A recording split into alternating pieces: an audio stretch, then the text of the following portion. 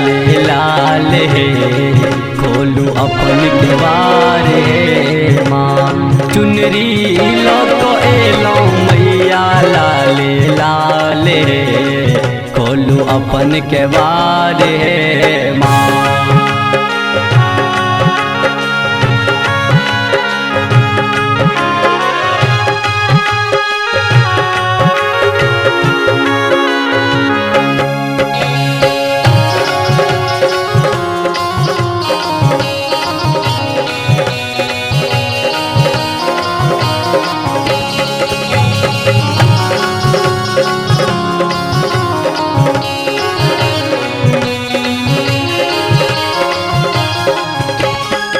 लौक फूल पान के डाली एलो शरण है शेरा वाली।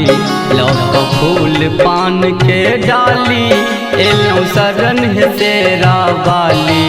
एलो शरण है शेरा वाली अड़हुल फूलक मैया अनलो से हो हार हे खोलू अपन केवार हे माँ।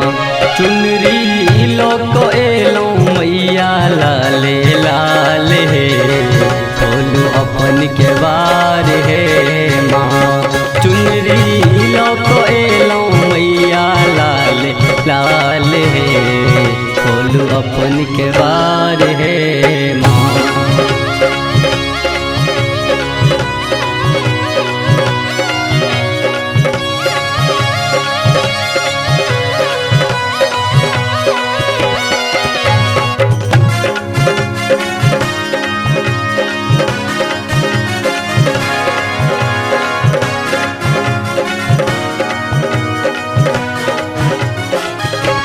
माहे फल फलहार मंगायब अपने हाथे भोग लगायब। माहे फल फलहार मंगायब अपने हाथे भोग लगायब। अपने हाथे भोग लगायब भोजन करवायब आहाँ के रसदार हे खोलू अपन केवार हे माँ। चुनरी लौको एलो मैया लाले लाल हे खोलू अपन केवार हे माँ। चुनरी लौको एलो मैया लाले लाल हे खोलू अपन केवार हे माँ।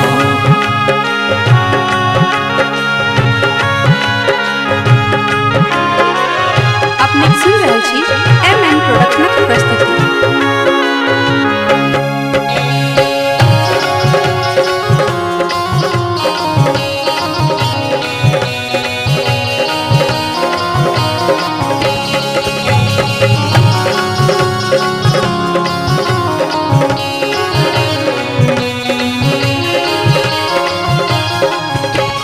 खोलियो नैन है अम्बे रानी दियो दर्शन है माँ भवानी।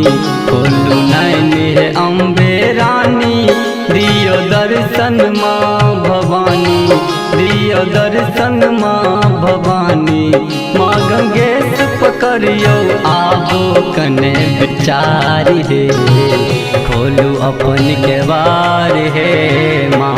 चुनरी लौको एलो मैया लाले लाल हे खोलू अपन केवार हे माँ। चुनरी लौको एलो मैया लाले लाल हे खोलू अपन केवार हे माँ।